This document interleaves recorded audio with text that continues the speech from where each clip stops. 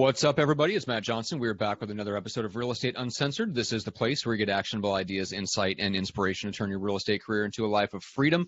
We've got a phenomenal return guest with us today. Kathleen Black is back, and we're talking about the recent Tony Robbins event that she attended and kind of breaking down that event. I know there's a lot of people in our audience who are probably thinking about or have thought about, maybe even have attended and are thinking of returning again. I know I'm curious about it. A lot of my friends have told me to go to the Unleashing the Power Within. So we're going to talk about that. But we're also going to talk about mindset in a bigger sense and what we can do to kind of fix some of those mindset issues that hold us back. Kathleen does a lot of coaching in that area with some of the top agents and team leaders across North America. So before we bring her in, because we have many, many important things to share, we have Greg here also, who also has things to say, but they will also be important, I think, maybe, possibly. The junior grandmaster. Yes, exactly. Greg Matano, what's up today? Oh, man. Bubba Cakes, I dressed up for you. I put my tuxedo shirt on, so I look super spiffy today. You know, our guest is coming in with her walking on fire, which I think is awesome. I did the walking on fire with her, not with her, but I did that back in college. And I remember it was a heck of an event. I mean, you literally get to a whole new level of like a mental high when Tony's ramping you up and getting you ready to walk on stuff. You said it's in college. You did not disclose that earlier. So I'm assuming this was some sort of issue where there was some alcohol and like a bottle of vodka and a match tipped over or something. Like, I don't think that counts as walking through fire if you accidentally set it yourself at a college party. Oh my God, no, you jackass! But no, I actually did. It was a family event, air quotes. So yeah, my dad dragged us down. He bribed us one Christmas, like, hey guys, you know, like what was those Tony Robbins event, this other something event, and then we'll go like race cars and do all this other stuff. Yeah, the other things never happened. It was just educational. It was just the educational stuff. That's but awesome. super fun. Man. Oh God, yeah, he knows how to bribe people. Like, yeah, we'll do all the educational shit, and then we'll go learn how to race car drive. What do you guys say? But we'll do that last. I'm like, why don't we lead with that and then do a Tony Robbins? But no, that didn't happen. Right. Well, anyway. All right. Well, let's bring in our very special guest, Kathleen Black. How are you? Hi, I'm great. Awesome. So for people that may not have caught, you've been on the show a couple of times, and a lot of times we've talked about, you know, both mindset issues, also just how to build a real estate team, because you work with a lot of the top teams in your area and all across North America. But for those that didn't catch your previous episodes, kind of catch them up on who you are, where you are, what you do. Yeah, I'm Kathleen Black. I run Kathleen Black Coaching and Consulting. What we focus on, exactly like you said, I mean, helping people build out, you know, the mega teams, top producing teams across Canada. Definitely work with teams into the U.S. As well. But yeah, we focus on overall performance, achievement, you know, fulfillment. Like, our focus is that if you're reaching all your real estate goals, but you're not happy and it's empty, and the end of the day, you're not feeling energized, you're not feeling passionate, you're not happy about what you're doing, you don't think it's making a difference, then really we haven't been successful. So our goal is not only to help, you know, a team leader build out their team, but for them to feel fulfilled, and all the members of their team and individual agents. We work with a ton of individual agents looking to kind of align their vision, their values, and their real estate career. So yeah, really fulfilling. We love what we do, for sure. Very, very cool. Well, let's go ahead, Greg. I was gonna say that is really cool, because I mean that probably is that one of the catalysts for you of why you went over and you did the Tony Robbins thing, or is this like an annual event that you're doing to kind of keep yourself pumped up, keep your staff pumped up, keep your clients pumped up, bring in new content, or is this something that's kind of random for you? Well, I bought the ticket actually 3 years ago, and I couldn't go because we've just been, you know, probably like lots of people watching, like you guys, we've just been nuts. Like, we've been super, super busy with the business, but they actually said to me, you're only supposed to have the ticket for 12 months and then it's gone. So you have to use it this year or we're going to take it away. So I said, okay, cool. I'll go to Chicago. I haven't been, but I do attend. Like, I used to be more of an island, I found, with my business, and that was a problem. I was all about put your head down, work, like all the time. I talked about that on the other podcast, like 2 years, evenings, weekends, like no fun, just constant, and kind of went on vacation if I burned out. And hey, that's okay. But it got to a point where I realized not only was it affecting me, my life, my health, but it was affecting the energy of our company. And I really make an effort to go out now to other conferences and events and make sure that I'm at my optimal so that I can, you know, walk the walk, right? Cast that vision for sure. Yeah, that's awesome. It is true, though. I mean, being in coaching and consulting, doing real estate, whatever you do on a consistent basis, you know, it can take a lot out of you. It can drain you of your life force, your energy, and you've got to be able to go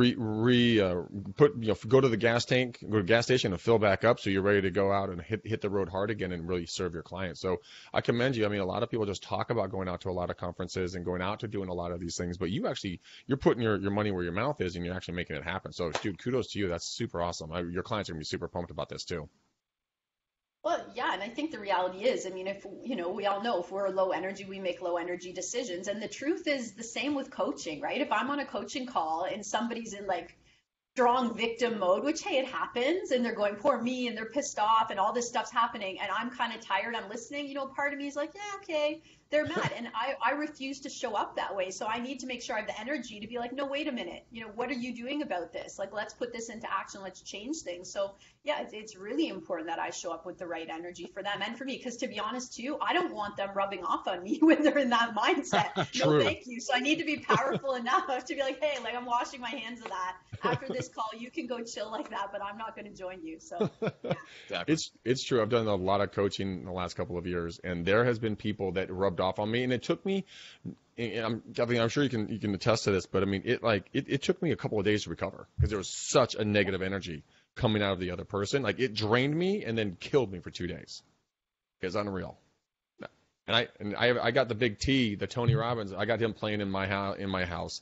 I got him playing there too. I have him playing in my computer consistently when I'm working. It's a drip mentality of constantly getting the reinforcement of the ideas, the beliefs, the mindsets. These different. I take away little micro nuggets of good stuff, and then I'll be able to dump it back out onto my people that I'm working with. This is probably exactly what you do, I'm sure. And you don't have to be the smartest person in the room, as long as you can hang out with some really smart people and take away nuggets. Yeah, Very absolutely, true. exactly. Cool. Well, let's before we dive back into the mindset and kind of the event breakdown, there was one question that caught my eye that I think both of you are highly qualified to give an opinion on.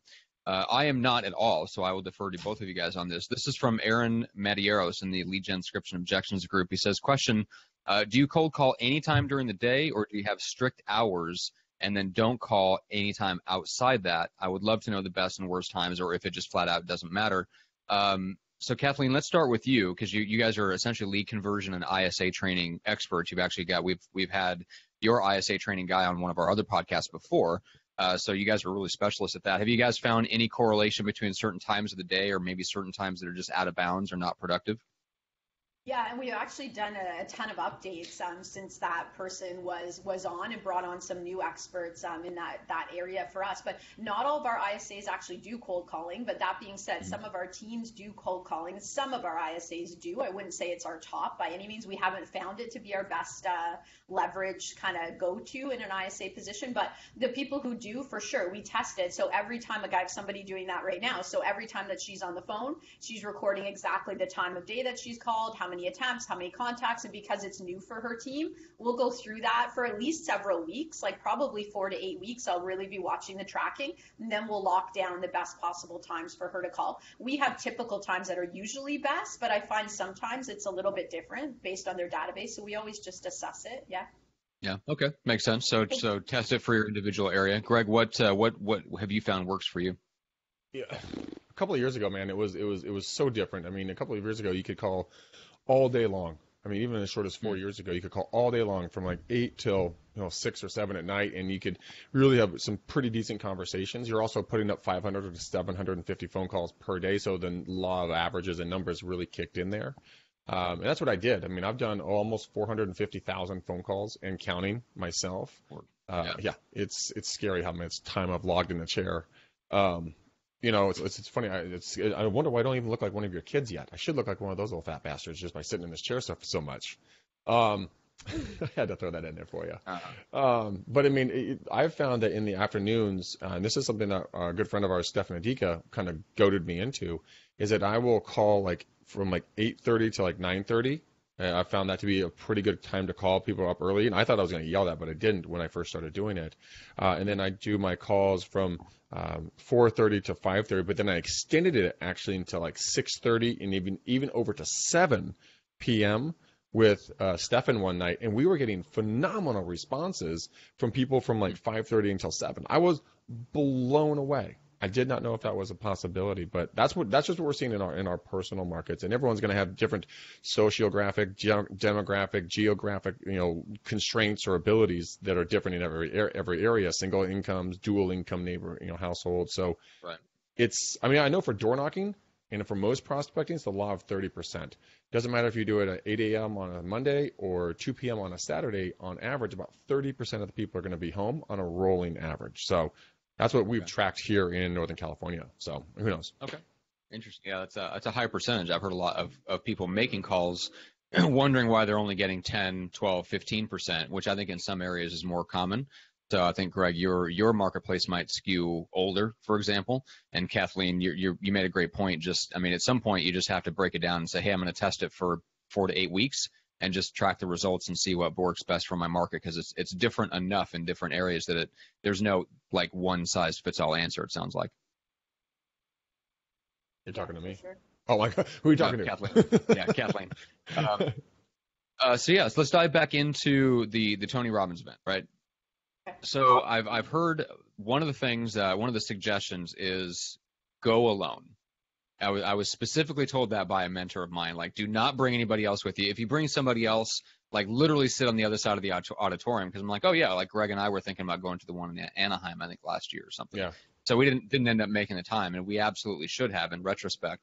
But he's like, yeah, you just go and, literally say goodbye at the beginning of the morning, stand on opposite sides of the auditorium, and maybe get together at night and debrief and chill. So Kathleen, I don't know if you've received that advice. Is that sound advice for a Tony Robbins event? Yeah, sure. I think it is. I mean, there was lots of people there who were with someone, and they sat in different areas, and they're like, oh yeah, my significant other or my work colleague is over in another area. Then there were people who were together, right? Like I had a couple right in front of me the whole time. Yeah. I'm like, you guys are on a date. Like you need to rent a room, or you're at the conference right now. So in my head, I'm like, don't go into don't be like, I'm like, oh, fine. I'm like, no, reset. Oh, isn't it nice? I'm like, okay, that's great. So yeah, no, it's whatever works for you. But I was really happy I went on my own. But because I travel for business, I'll stay an extra couple days before and after and do things on my own anyway. So for me, it wasn't even really a factor too. So yeah, but I think it's a great experience. Like you're in there such long hours, and it's so intensive. I mean, the idea that you're going to go out and have fun and look around the city before or after, it's not really realistic, right? So yeah go on your own, enjoy it. Did you build in some time before or after the event just to hang out in Chicago? Yeah, a little bit. Not as much time as I would have liked to. I had the day before, and then I had the last day, but I was flying out that night. But yeah, so I got a bit of time. I did the riverboat, walked around, went for runs. Sure. Yeah. Yeah. Anything you would have done differently, the second time around, or if you had to do it over again? Anything I would have done differently? No, I don't think so. It was a great experience. I mean, now I wouldn't have anticipated it to be as intensive as it was. It was definitely really intense because you're there late. Like you go there, I registered the Wednesday night, but the Thursday, I think you're there at 10:30. We got home. By the time I got back, it's 2 a.m. So you do the firewalk. You're there at 9 a.m. You're there until 11:30. The next day, you're there at 9 a.m. until like 2 a.m. I was back at the hotel because they had Jennifer Hudson come in and sing. And then you're there again, 10:30 to 7.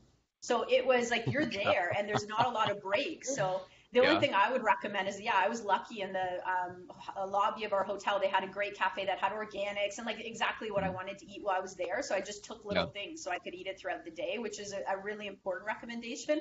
If like I'm not a big eater and I purposely wanted to kind of like eat very clean while I was there, but if you're not, you might be starving. So. Bring snacks and bring a jacket. At the Tony Robbins event. Yeah. I want to get my McGriddles. Okay, so from the perspective of, because you're looking at it from a couple of different viewpoints, and that's part of why I wanted to bring you on to talk about it. So I want to get to the mindset stuff and kind of the personal transformation stuff, but just from the perspective of somebody that puts on events, what are some of the things that you notice that they do a really good job of that the rest of us should emulate if we're actually looking at creating an event that actually helps people create like real lasting change instead of just sending them out on an emotional high, right? Because that's actually not that hard to do. If you get the right person in there, they can deliver a very energetic, inspirational, motivational speech or a presentation. A lot of people will walk out and have lots of good things to say about the event. Yeah. But people don't come back to an event like that just because they have nice things. That's not why people go to Tony Robbins. That's not why he's still talked about 30 years later. So what did you notice?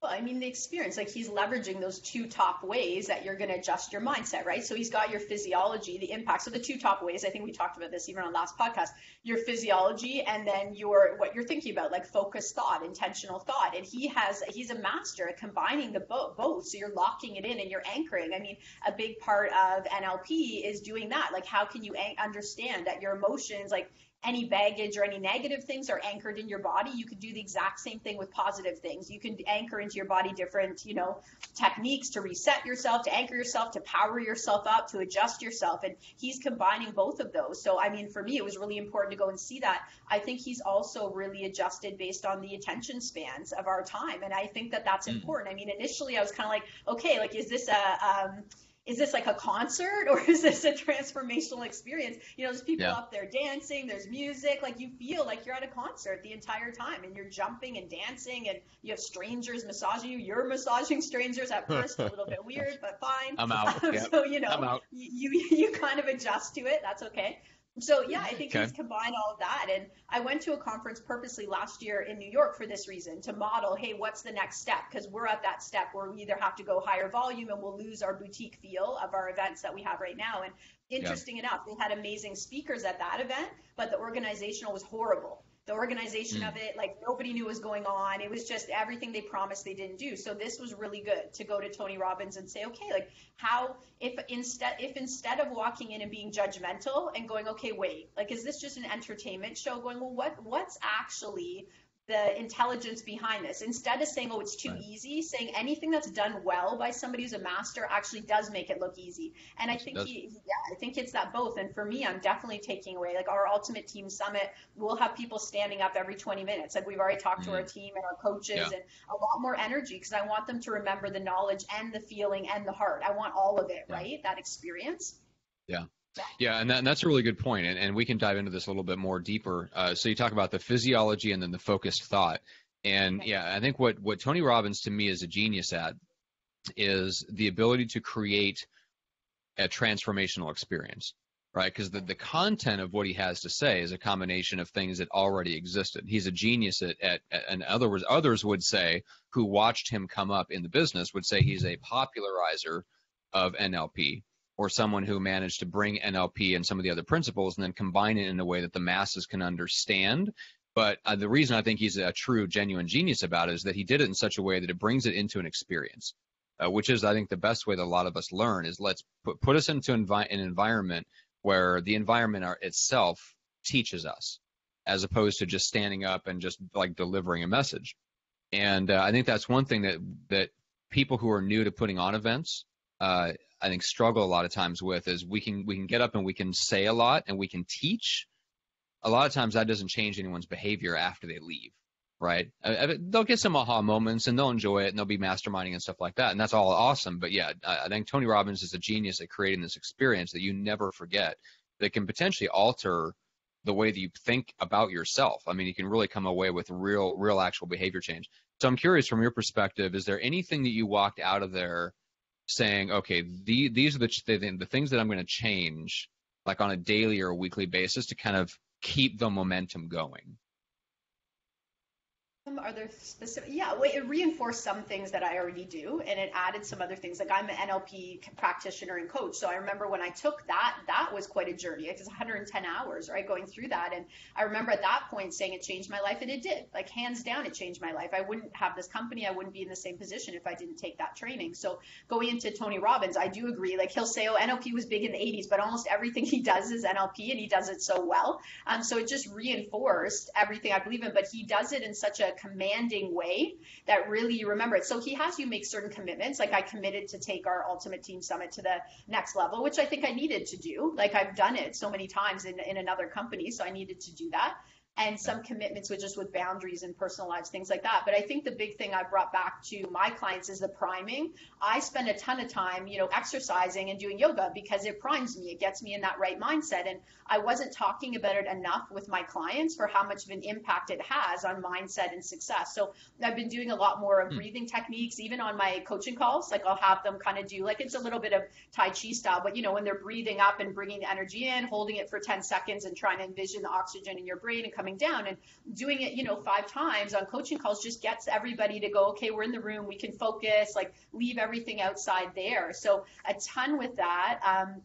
There was some amazing visualization and meditation that I found to be extremely powerful. They had Master Co there, and I don't remember where he's based out of, but he's a pranic healer, and fascinating story. He used to be an engineer, very left-brained, and, didn't believe in any of the energy work. And to have 7,000 to 10,000 people all in a stadium doing visualization and energy work and trying to, have gratitude and light and healing towards, their own family, the people in the stadium, their country, the world, is a really powerful thing. And it reminded me how much time I've invested in making sure I'm strong in all of those areas of my life, but I haven't brought it to all of my events. And I don't think that's right, because it's a piece of the big picture. And I don't believe in business coaching. I believe in overall performance, fulfillment, holistic success. So why am I bringing this little piece of the systems when I know that that's a tiny, component of what's actually going to get them where they need to go? So it really shook that up to say, why aren't you bringing the tools you have in a more authentic way? There's more you can bring to the table. It's time to do it, right? Yeah. So that was really cool. Well, and that's good. I mean, that's Greg, you do that stuff kind of in your, what you might call, it's a type of performance coaching, a very specific type, because it's all around prospecting. But you talk about that. You talk about, the Sedona Method, and there's things that you bring in from that world because it's genuinely helped you in your prospecting journey. Mm-hmm. Yeah, I do Sedona Method on a daily, several times, sometimes dozens of times a day. I do meridian tapping every morning, the energy release, kind of clear out the system. I'm getting more into meditation and visualization on a consistent basis. I've kind of slacked on the visualization, but then I see how powerful it is. Getting to the state, Tony has talked about his morning routine. I went back and wrote down his full morning routine, and the days that I've done it, they've been tremendously beneficial. It's been tremendously beneficial for me. But then, of course, I just stopped doing it because it was so easy, naturally. But yeah, it was an incredible stuff. And I'm taking some of the notes, Kathleen, that we were talking about, because some of the stuff that I'm really interested in studying more is the physiology of things. That's really cool. And in focused thought, I really hone in on that a lot as well.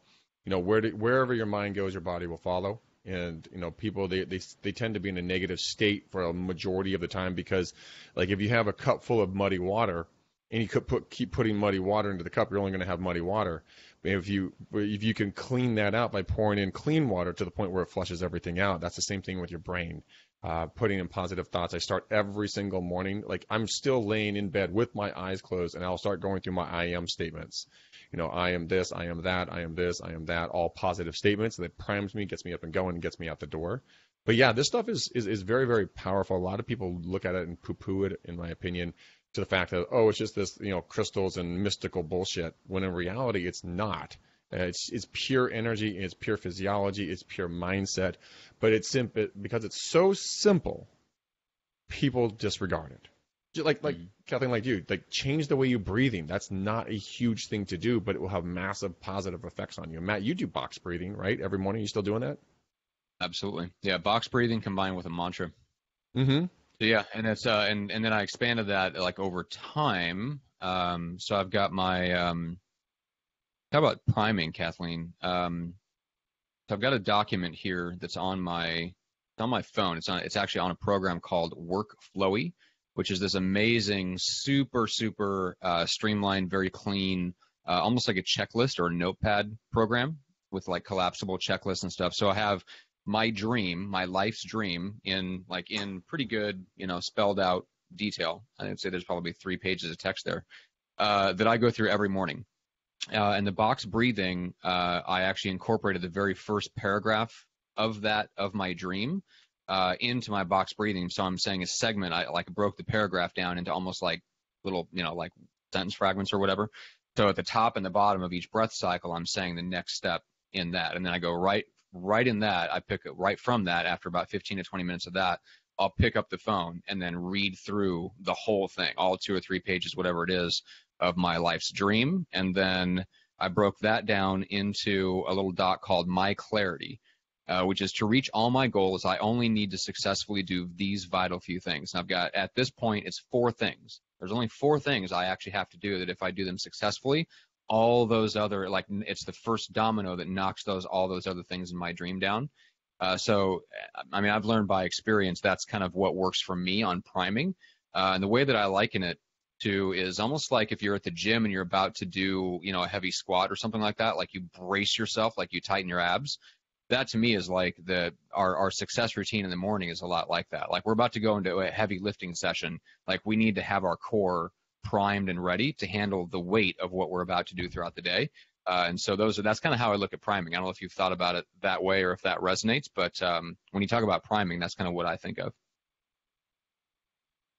Yeah, it's interesting. I had a client just today. I was actually on a coaching call with their top team in their whole area. They're phenomenal. They do like one of the people on the team. I said, what did you do your first year in real estate? Like she was just licensed, came on that team. She's like, I don't know, 80, 85 deals. The manager knows the exact. I'm like, yeah, you guys are like, you're killing it. So it was interesting though, because the other person who's been on the team the longest, same. She does like 90, 100 deals every single year. And she says to me, she's like, well, I watched the video because I sent them some things. She's like, I don't know how Tony Robbins takes the time to do the priming, like the gratitude and visualization. And then she talked about that they now go to the gym all the time. Like it's like they will not miss the gym. Like it's a big part of what we talk about because they're such top producers. We're all energy and mindset. Like that's where our coaching's at.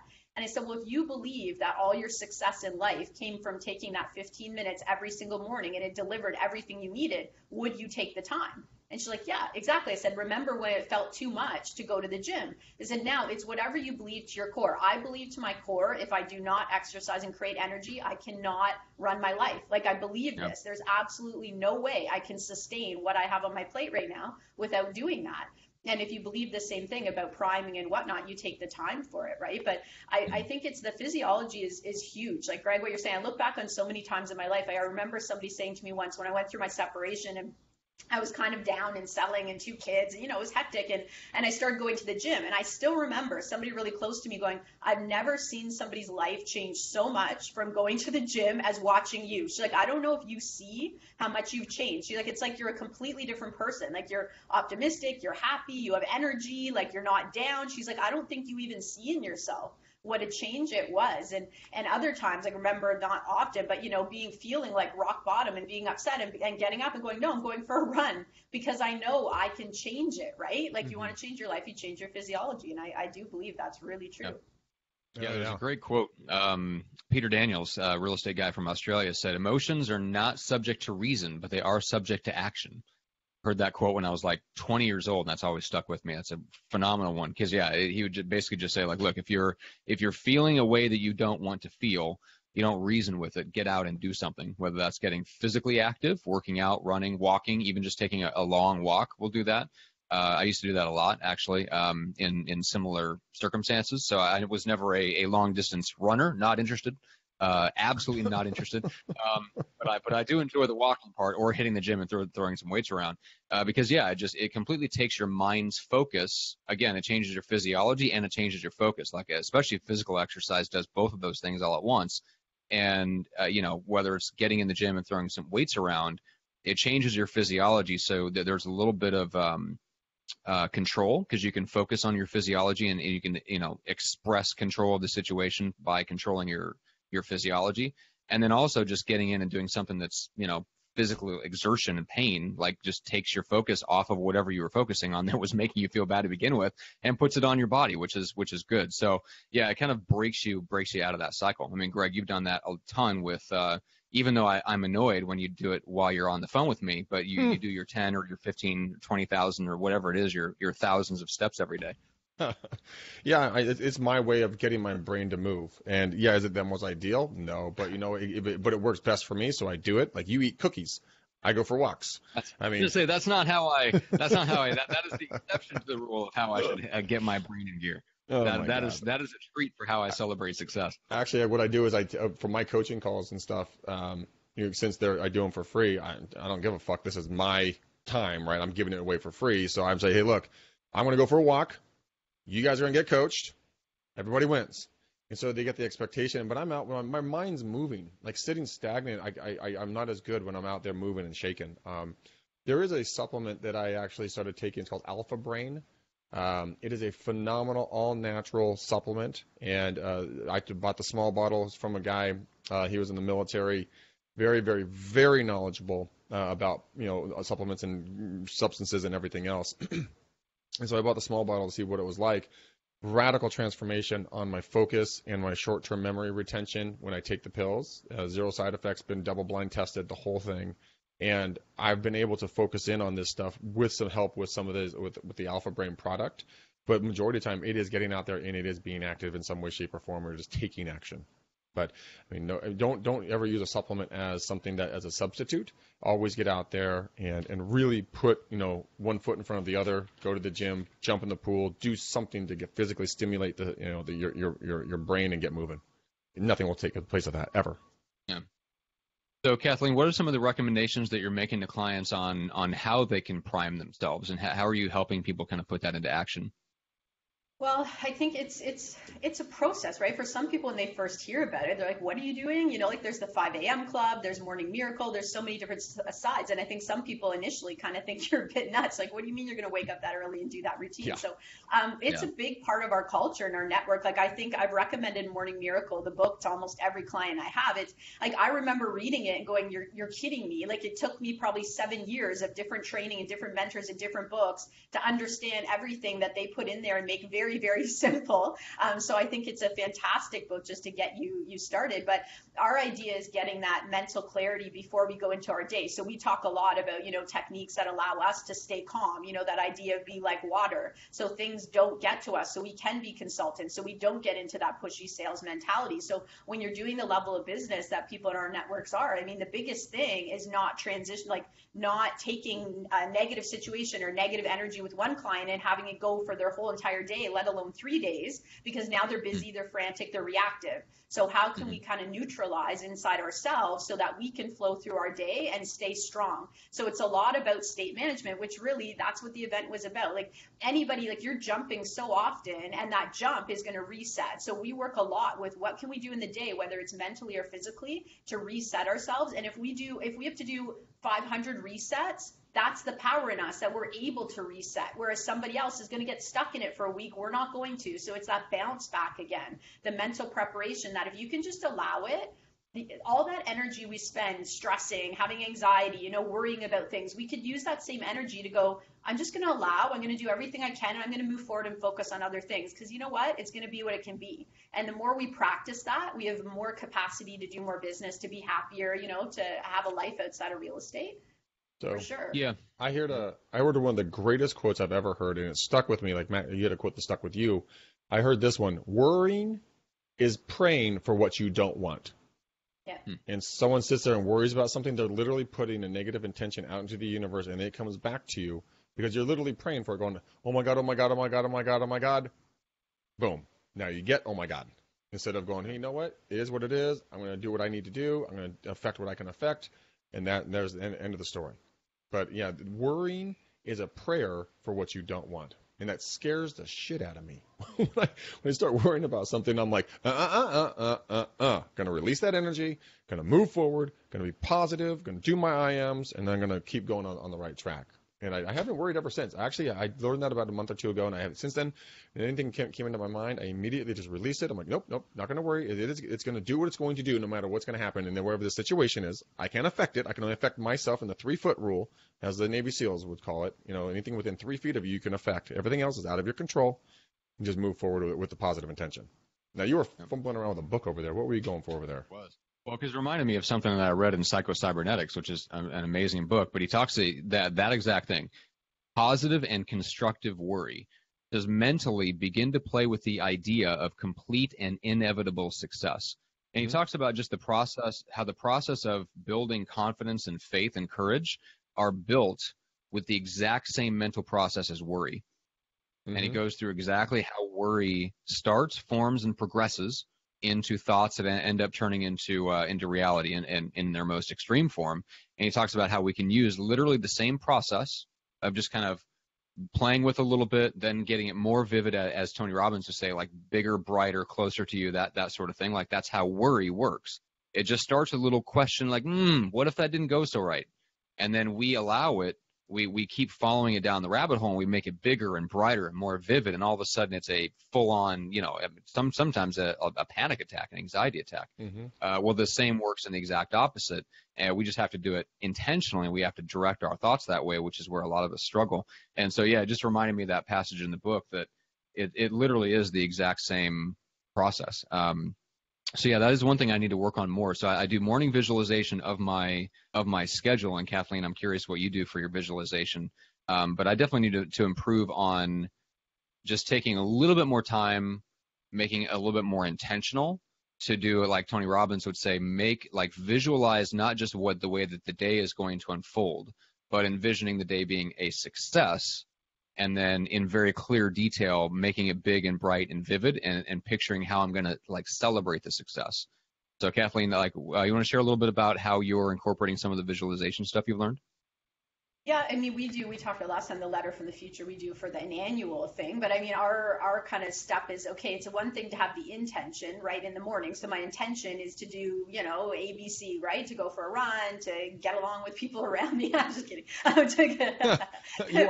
Be nice to all the people. My intention is to yell less. Yeah. But the idea is you have your intention for the day, but the real other work is, okay, great, I've got the vision, but am I actually disciplined enough to pay attention to it? So now that I get out into my day, am I going to do everything I envisioned, or am I just going to react to it still? Because for the first step is the vision, the visualization, the intention. But the second step is, can I actually say, even when all this other stuff's going on, or I've got a client who's frustrated and wants to talk to me, can I say, no, I set commitments. My intention is this. So I'm going to put all my energy towards that. And can I finally do it in a way of joy? Can I actually, like The Secret, can I with joy? No, I am doing everything I possibly can do to build this. So I have the full joy that absolutely all of it's going to come to me. And if not, I'm going to be realigned to go towards it, because that keeps my energy positive as well, which I think is really key. And we do, funny enough, not just for intention and attention, but business systems as well. That pause, we call it look, listen, and feel. So for our clients, it's huge. We're you're there with a client, you're doing a buyer consultation, stop, look, listen, and feel. Look, what's the body language? What's happening? Listen to what's going on, but feel, where's your body at? Because I find we're so programmed to worry, to have anxiety, our brains will naturally go into what's not working. We know this. We'll look for the incompletes in our life, and it'll take our energy. It'll completely drain us. So if instead we stop and go, okay, wait, where am I breathing? Am I breathing really shallow? Am I feeling a little bit lightheaded? Am I relaxed? So I'll do that now, because sometimes I'm not even consciously aware that I'm worrying or that I have anxiety, but my body's reacting. If I pause and actually pay attention to it, my body will tell me instantly what I'm actually doing. So it's such an important thing. And now I have that full ability. As soon as I feel that little bit of clenching, oh, what if this happens right away? I'm allow. I actually do it with my hands too. It's no, allow, I'm good. I just let it go. And it feels amazing. So it's I don't have to hold on to that. It's completely a choice. And why would I think something awful is going to happen anyway? And even if it did, it's probably because something better is happening. So it's just having that mental kind of flex. But I find the harder part is not the intention. I can help people get the intention. It's the attention once they're out in the day and they come back and go, but you don't understand. This happened, this happened, this happened. I'm no, I do understand. It's a process, right? It takes time. Yeah, it's true. Yeah, I mean, I noticed it. I noticed it here, I think probably since I started getting active on Instagram, and I just started watching more closely, trying to do a better job analytically of observing what's working, making adjustments, being more active, being more engaged. I'm not a naturally extroverted person on social media, so I have to do it by intention. Drawback is I noticed that I was also as I'm driving in my car, I noticed my shoulders tensing up, and I realized it was because I hadn't checked Instagram in a while. And it's interesting to watch your own body language of things like that happen, because I started realizing, I'm why am I tensing up, almost like I'm getting itchy, like withdrawals from social media. So I've had to, it's a hard balance to walk sometimes, getting the intention right, and then throughout the day having that little alarm. He actually talks about it in Psycho-Cybernetics on one of the next pages. I noticed it as I was flipping through, to use negative emotions as a trigger, and then to aggressively and positively immediately counteract them, so that negative emotions and negative states almost become a trigger that then forces you to overcome them, I should say, overwhelm them with positivity and actually actively change your state. It all sounds good, but it's the attention part that's the hardest. It's literally like it's awesome. It's just hard to do during the day and keep your mind on it. And I noticed that paying attention to the physiology absolutely does help. So that's a great way to kind of help people take a practical first step to putting some of the stuff in action, is just to start paying attention to our physiology and then go, what am I focusing on right now? And start to change it there, and then actively change both. Like change the physiology, breathe deep, let it go, and then ask yourself, like, hey, what was I focusing on in that moment? Because I noticed I was focusing on social media, for example. So I just that was one of a quick funny example that I noticed in my own life, which is terrible. So Instagram's absolutely terrible. But follow me all there at UX Machine. Terrible. It's not terrible. It's a lot of effort, but it's not terrible. No, it's great. Well, let's start putting winding things down so we can put a bow on this episode. But before we do, Kathleen, let us know how people can connect with you, learn more about what you guys do, potentially engage with your coaching, all that good stuff. Yeah, our website is www.ittakesa.team. So ittakesa.team. We do not only work with teams. It just happens to be our specialty. I know people are like, no, we don't work with individual agents. That's actually not true. We work with a huge amount of individual agents. We have a big growing coaching team of people who are pretty awesome. So yeah, if you're looking to grow your business, you're looking to get aligned, you want to work on your mindset, you want to really kind of, I say, like, get in that state of mind where you're serious and you're unstoppable. You're like, no, these are the things that are going to happen, and I'm going to put them in place. Like, my whole goal is to live as much of my life in that state as possible, particularly this year. So I'm committing to it for this year to do everything I want to do. And I think that energy is contagious. You want to be around networks like that. So yeah, if you're looking to do that, reach out. Sure. Yeah. Very cool. All right. Very cool. I love it. And then if people want to get into our world, to connect with what Greg, especially to get around you, whether it's prospecting, coaching, or to get all of our products and services and stuff like that for free, how do they learn more about you?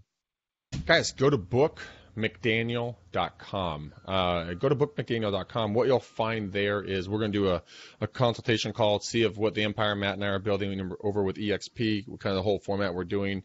So you'll be a part of our team, but you won't be on our teams. You'll always fly your own flag. We're not going to take any of your money. We're just going to give you all of our resources so that you guys can be as effective and as you can possibly be.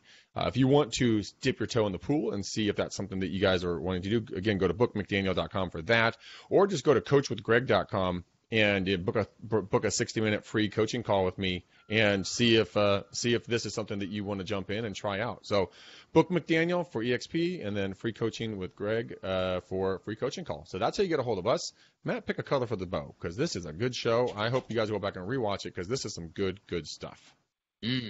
Well, we were talking about firewalking, so let's go with bright orange, just like color of fire.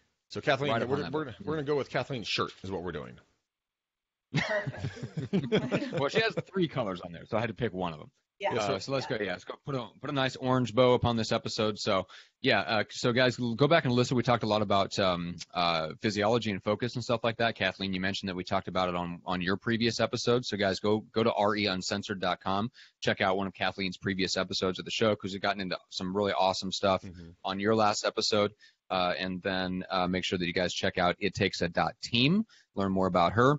Go rate and review the show on iTunes. Give Kathleen and any guest that you might have seen or heard on the show a shout out. Let them know that you enjoyed what they have to share, and thank them publicly for their time, for contributing, because they all just give of their time to come onto the show and hang out with us and share some awesome content with you guys that hopefully is life-changing. So again, thank you for everybody for watching, listening, sharing, all that good stuff. And now, Greg, back to you. Back to me, Matt. Thank you, good sir. You know what? Hey, guys, thank you for coming and watching. We love you to pieces. Kathleen is amazing. You've heard her now a couple times on the show. She's got incredible intelligence and intellect. Go hang out with her. You will not be sad. That's why we keep bringing her back on, because we like what she has to say. But share the show, guys, and know that Matt and I love you to pieces. That's why we'll keep doing the show, man. We're not going to stop, because we want to see you guys do incredible things in your life. And once you guys have deposited $50 million in each one of our bank accounts, I have talked Matt. I have wrangled him into doing 5 days a week of podcasting. So we're going to have a lot more fun. I'm just joking with you 90% of the time, though. Matt's giving me a dirty look. Okay, guys, we'll see you on the next show. Until then, peace out, ninjas. We gone.